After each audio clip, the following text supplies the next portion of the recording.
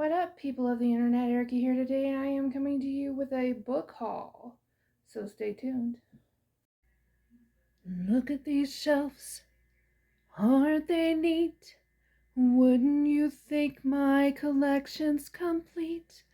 Wouldn't you think I'm the one who has all the books on these shelves? Adventures are told. How many adventures can one shelf hold? Looking around, who you think? Sure, I've got all the books. Okay, so it's May 5th, and after work we went to the library to return some books, and I borrowed some more, and then we bought some. We bought 12 for $1. So, I guess I'll go into the ones I borrowed first. I got A Good Girl's Guide to Murder by Holly Jackson. And everyone in Fairview knows the story. Pretty unpopular high school senior Andy Bell was murdered by her boyfriend Sal Singh, who then killed himself. It was all anyone could talk about. And 5 years later, Pip sees how the tragedy still haunts her town. But she can't shake the feeling that there was more to the story. She knew Sal when she was a child, and he was always so kind to her. How could he possibly have been a killer? Now a senior herself, Pip decides to re-examine the closed case for her final project, at first just to cast doubt on the original investigation. But soon she discovers a trail of dark secrets that might actually prove Sal innocent, and the line between past and present begins to blur. Someone in Fairview doesn't want Pip digging around for answers, and now her own life might be in danger. That sounds good. William borrowed Sierra 6 by Mark Greene. It's the 11th book in the Gray series. And I also borrowed Parked by Danielle Svetkov. Maybe. Jeanne Ann is smart, stubborn, living in an orange van, and determined to find a permanent address before the start of 7th grade. Cal is tall, sensitive, living in a humongous house across the street, and determined to save her. Jeanne Ann is roughly as enthusiastic about Cal's help as she is about living in a van. But as the two form a rare and remarkable friendship, they're buoyed by a cast of complex, oddball characters who let them down, lift them up, and leave you cheering. So I guess it's her debut novel. Doesn't really say a whole lot about it, but that's okay. And I also borrowed The Light at the Bottom of the World by London Shaw, or Shay, S-H-A-H. I have no idea. But it says, in the last days of the 21st century, sea creatures swim through the ruins of London. Trapped in the abyss, humankind wavers between fear and hope, fear of what lurks in the depths around them, and hope that they might one day find a way back to the surface. When 16-year-old submersible racer Layla McQueen is chosen to participate in the city's prestigious annual marathon, she sees an opportunity to save her father, who has been arrested on false charges. The Prime Minister promises the champion whatever their heart desires, but the race takes an unexpected turn, forcing Layla to make an impossible choice. Now she must brave unfathomable waters and defy a corrupt government determined to keep its secrets, all the while dealing with a guarded, hot-headed companion she never asked for in the first place. If Layla fails to discover the truth at the heart of her world, or falls prey to her own fears, she risks capture, or worse, and her father will be lost to her forever. So, I'm honestly, I don't know. We'll see how I feel about it when I actually read it. I don't know. I just got it because it was, the cover was awesome, and I thought the title was pretty cool too. So, the last one that I borrowed is called Roxy by Neil Schusterman and Jared Schusterman.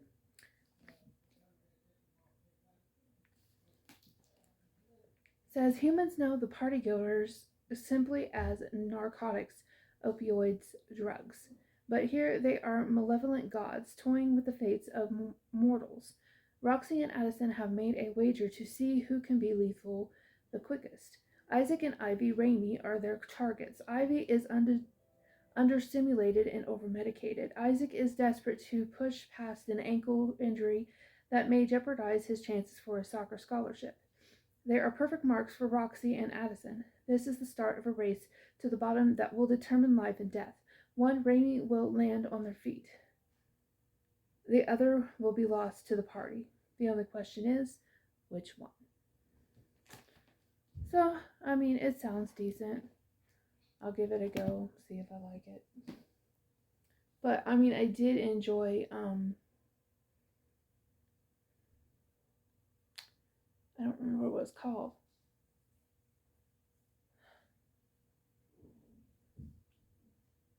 Yeah, it's gone.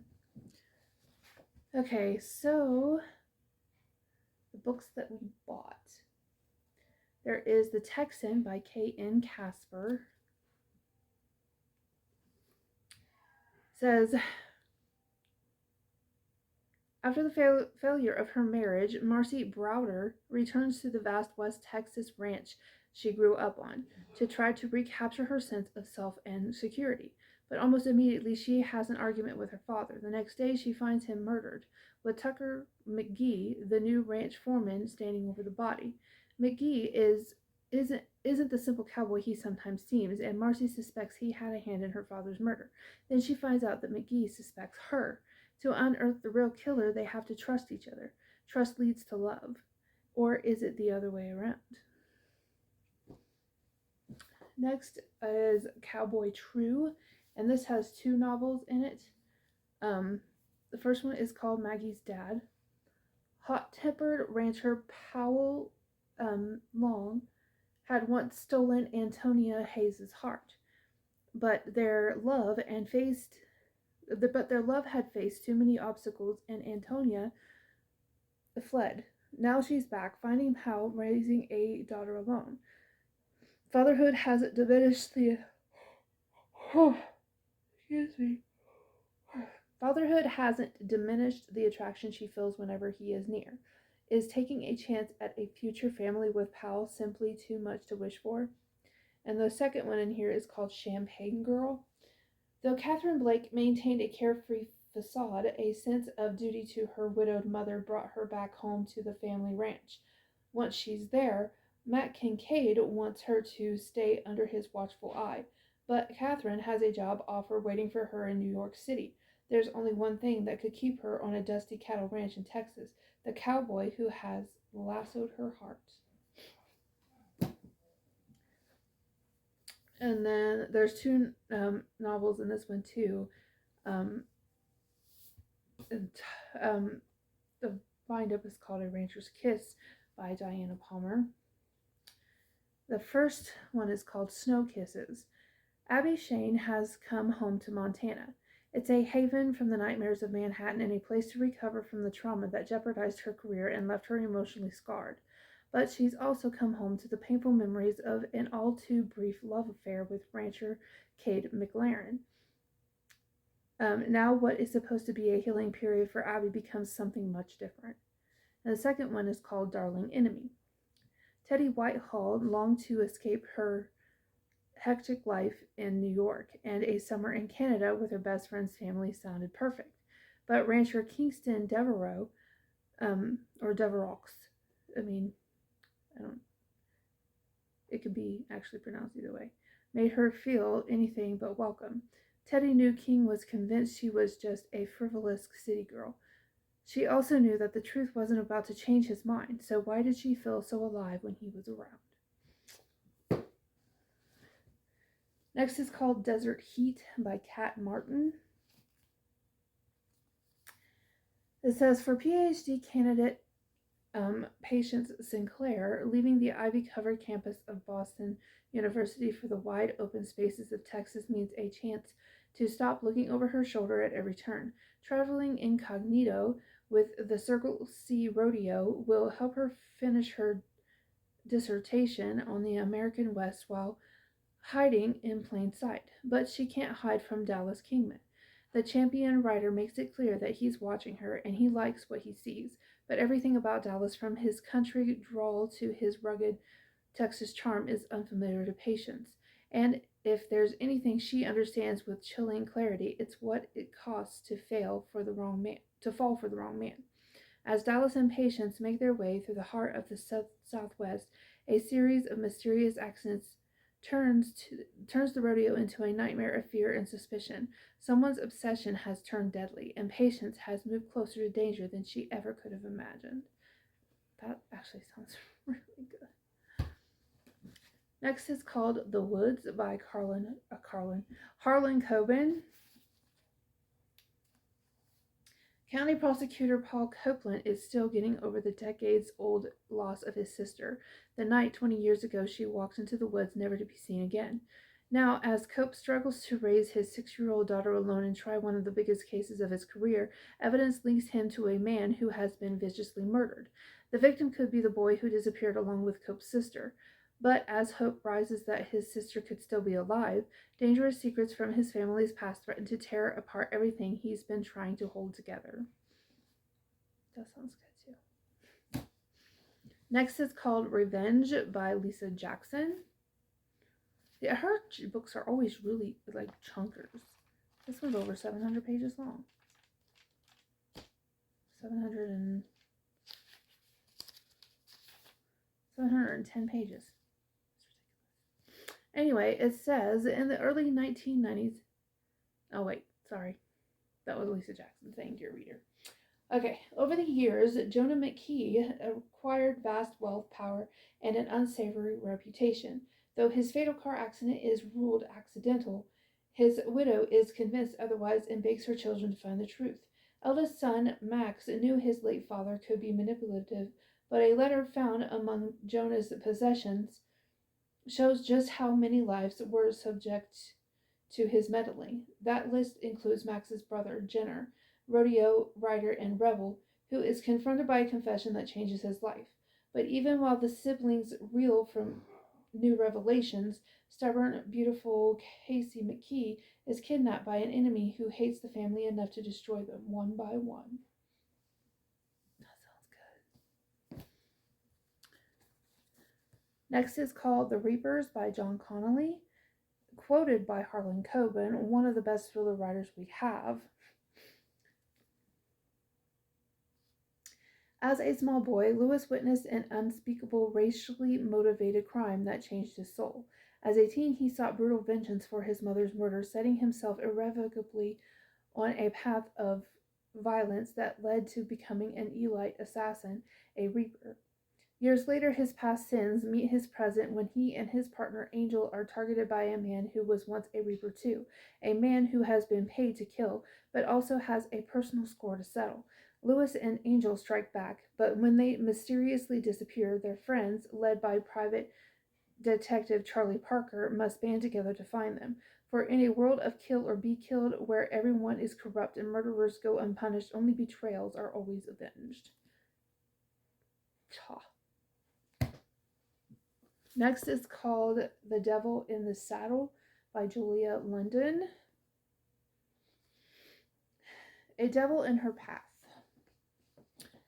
No one cheats on a prince and gets away with it. And Hallie, Texas socialite, would-be ballerina, and the only daughter of the renowned Prince family, is ready to give her two-timing fiancé a piece of her mind. But fate plants hot, sexy ranch hand and ex-Army Ranger Raphael Fontana quite literally in her way.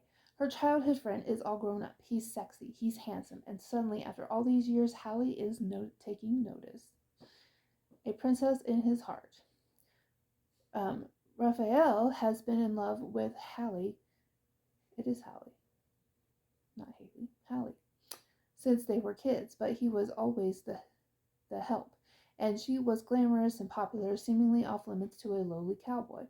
But now he's back at Three Rivers Ranch to help his family, and Hallie is there too, and she needs his support. Soon long-buried feelings boil to the surface, and the desire between them is hot and palpable and undeniable. Rafe is what they're saying for short. realizes he wants Hallie and her adorable puppy for keeps. He just has to convince her to give true love another shot. So that sounds good. That was one of his.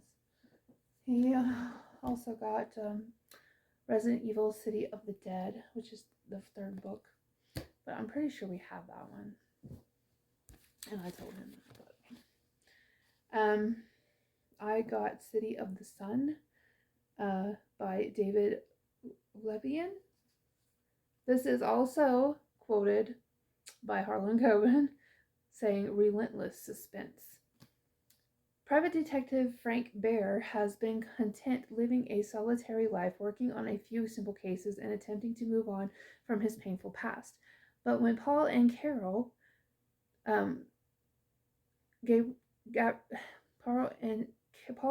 Gabriel ask him to help them find their missing son, he can hardly refuse.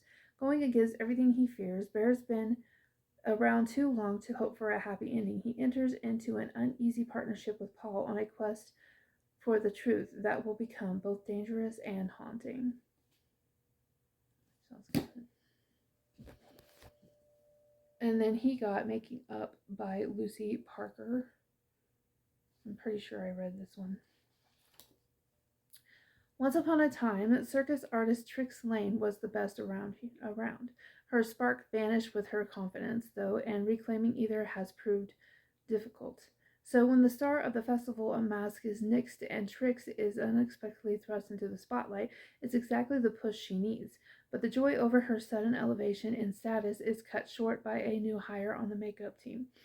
Leo Magasiva, whatever. Disgraced wizard of special effects, he of the beautiful voice and impressive beard. Complete dickhead and, in an unexpected twist, an enragingly good kisser. To Leo, something about Trix is different. Lovely, beautiful, even though the pint-sized, pink-haired former bane of his existence still spends most of her waking hours working to annoy him. They've barely been able to spend 2 minutes together for years, and now he can't get enough of her. On stage, at home, in his bed. When it comes to commitment, Trix has been there, done that, never wants to do it again. Leo's this close to the job of a lifetime, which would take him away from London and from Trix. Their past is a constant barrier between them. It seems hopeless, utterly impossible, and yet... And last but not least, I got this little set here, and they used it as one, so it was only 10 cents.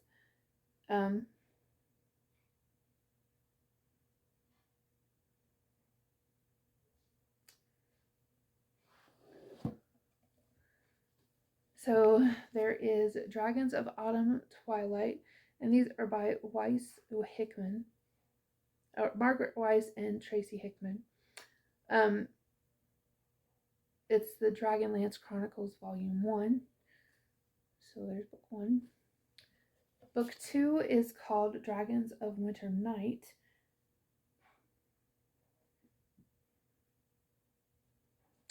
And book 3 is Dragons of Spring Dawning. So book 1 says, lifelong friends, they went their separate ways. Now they are together again, though each holds secrets from the others in his heart. They speak of a world shadowed with rumors of war. They speak of tales of strange monsters, creatures of myth, creatures of legend.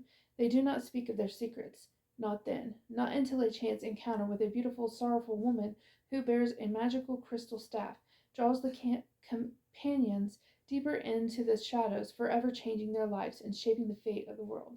No one expected them to be heroes, least of all themselves. So, it's fantasy. Hard to tell what's all in it. I'm looking forward to that. I see dragons.